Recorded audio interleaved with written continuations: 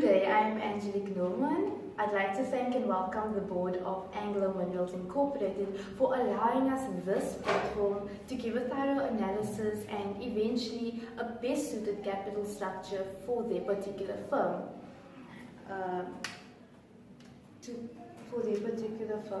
Based on our main findings, which would essentially include the results of the capital structure.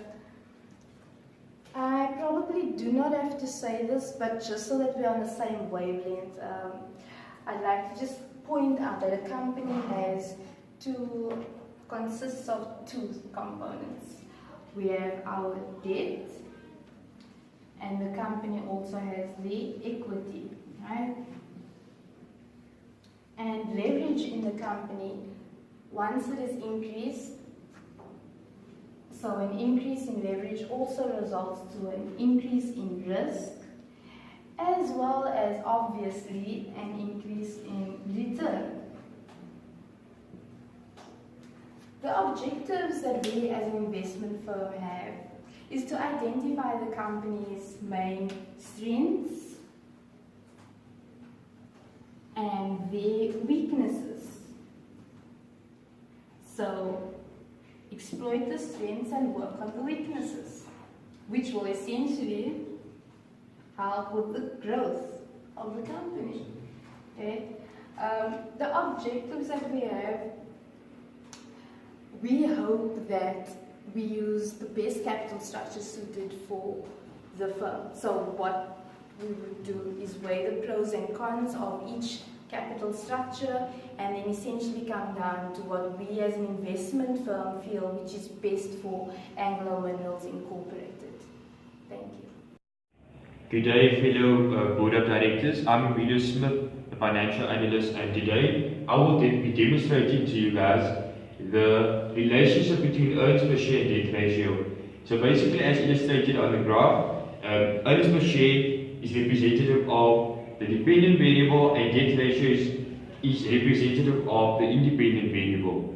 As debt ratio increases, which is also, the increase in debt ratio is also representative of the increase in financial risk, and the increase in earnings per share is representative of the increase in return. So as financial risk essentially increases as indicated on the graph, earnings per share also essentially increases.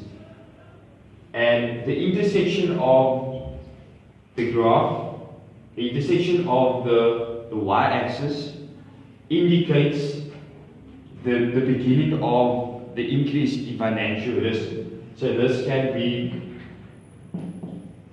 described as financial risk, and the vacant spot at the bottom may be described as the business risk, which we won't be analyzing today. So this is business risk.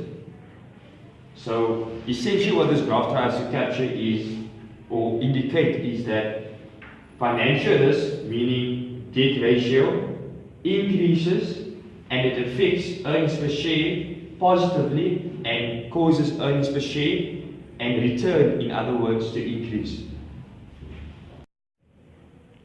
Good day, Board of Directors. I'm Kaylin and I will be elaborating on what my colleague Emilio has spoken about on financial risk. Standard deviation measures expected risk and it determines the price movement in EPS. Coefficient of variation measures the risk assessment of the capital structure of the company and the risk related to EPS.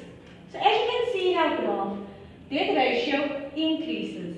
So therefore, the risk will also increase gradually.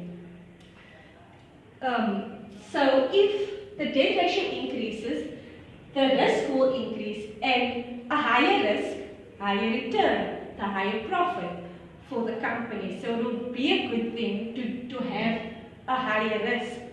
So coefficient of variation shows the relationship between financial leverage on financial risk. Good day, my name is Gideon Latgan and I will be discussing the negative impact financial leverage has on financial risk. What is financial leverage? I asked myself the same question yesterday. Financial leverage is the amount of financial risk within the company. Therefore, debt ratio percentage increases and financial leverage or financial risk will also increase because of the risk it will involve in the company.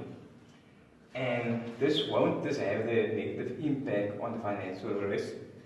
Interest will also have it because the higher the interest, the higher the repayments on loans. This means that companies will be more in debt and they will be financed by debt but not equity. Therefore, shareholders' return will be higher. They will demand higher returns because of the risk they're taking.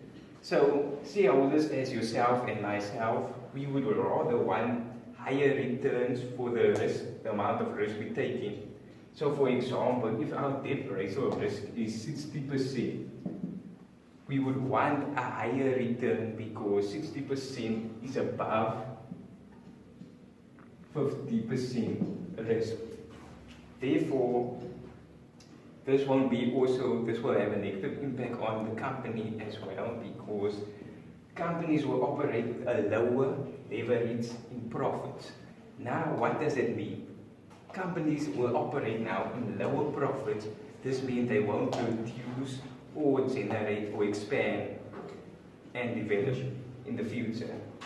Therefore, all these components, as you can see, all these components has a negative impact on the financial risk.